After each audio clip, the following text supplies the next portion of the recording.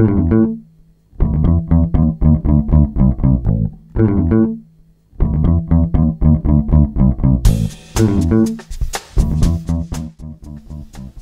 back to Rob's Feed today. This is episode number 62, and I'm Rob Schendel. Well, it's Monday, the 19th of July, very early in the morning. It's like 4 o'clock for me. My schedule's all screwed up again, and I'm wide awake, having only woken up at 11:30 last night. So I've got to figure out something to do to get me back to sleep so I can be up in the morning to work, to live like a normal person. Maybe you're a college student living in a dorm. Maybe you just live in a small studio apartment. What you need to do is get over to dormco.com/Rob. Once you're there, you'll find all kinds of items specifically designed for folks living in small spaces. That's dormco.com/Rob. I was just watching NBC's nightly news for Sunday night. Of course, I'm watching it at 3 in the morning, and it is officially a heat wave. At least in New York, and it sure must be here in Chicago. The temperatures, the heat index must be over 100 degrees. I'm almost afraid to look. Just got to get comfortable. I shaved all this off.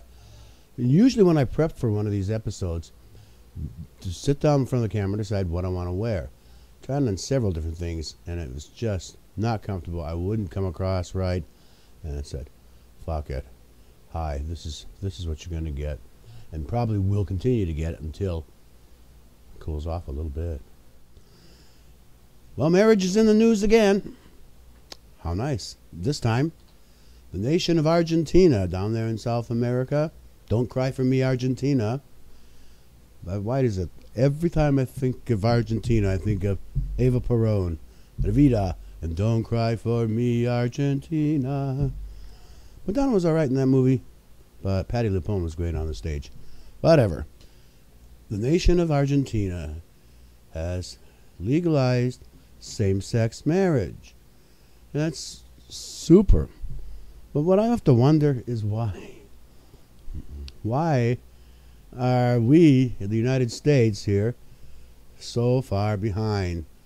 We have this stupid constitutional thingy that the states get to decide what constitutes marriage, the minimum age for marriage, everything else that has to do with marriage. The states' rights mandate. So I guess there is no national law here, and that's unfortunate. And it'd be interesting to see the history of that. And I guess it's not really dealing with marriage, but the founding fathers, in order to form a more perfect union, we're dealing with 13 colonies. And there were just about like 13 separate nations at that time, back in the late 1700s. And I guess there was a little bit of trouble getting them all to agree to form this perfect union called the United States of America. But being used to governing themselves, they had to be promised that they still could, by and large, keep those privileges. So our Constitution is written to protect states' rights.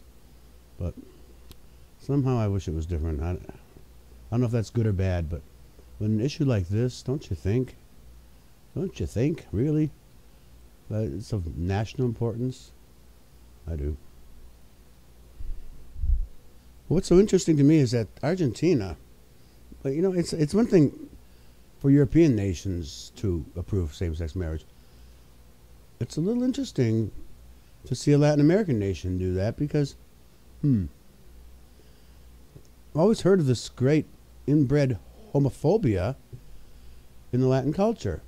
Machismo male, and from the gay kids who I have known who are Latin, have been and continues to be an issue in their families. So I don't. It's great. I'm not cutting it down, but it's just interesting that they're the pioneers in this. Good for you, Argentina. Fun. Speaking of weddings, not a same-sex wedding, but the daughter of President Clinton and Secretary of State Hillary Clinton, Ms. Chelsea Clinton, will be getting married in the next couple of weeks. And I, alas, do not have my invitation, so I guess I'm not invited. However, I was just amazed because they showed us some pictures of her and her beau, her fiance, on the NBC News tonight. And wow, I haven't paid attention, but she's grown up into a very nice-looking young woman.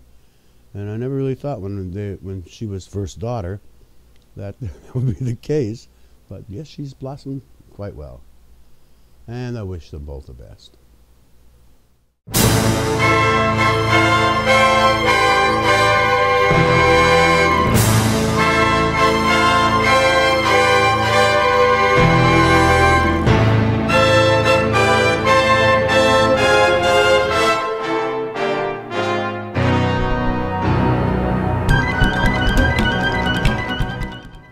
Well, as I told you last time, I would be gone for a week, and while I was gone, one of the things I was going to do was to go see Wicked again, and I did, and I have to tell you, it was wickedly good.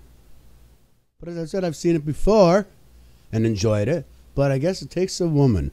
This time I went with my sister, and she was pleased to point out afterwards about the strong female roles, something that's not always available to actresses, but we have Galinda and we have Elphaba, the two witches in Wicked.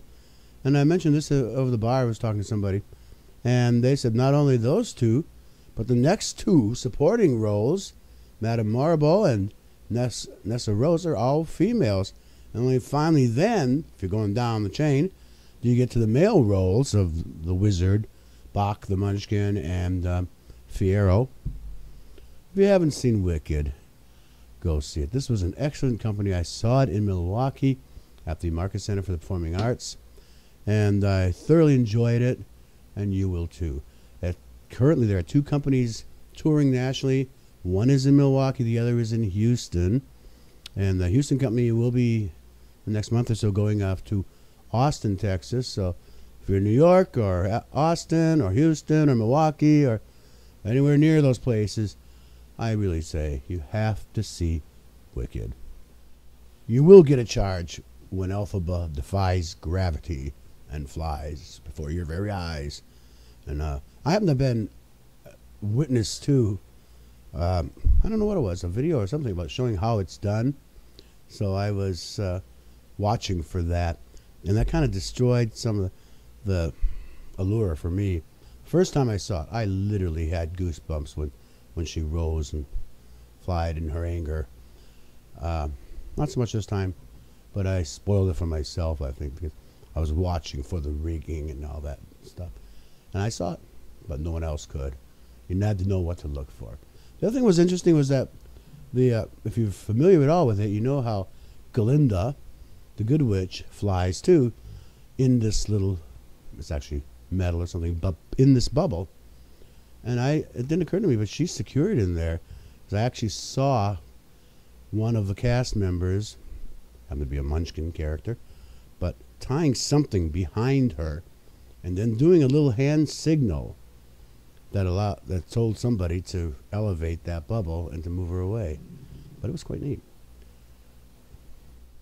And so now, after having told you about Wicked, after having told you about marriage equality in Argentina, and having told you about the Clinton wedding, I think that's all I'm going to say.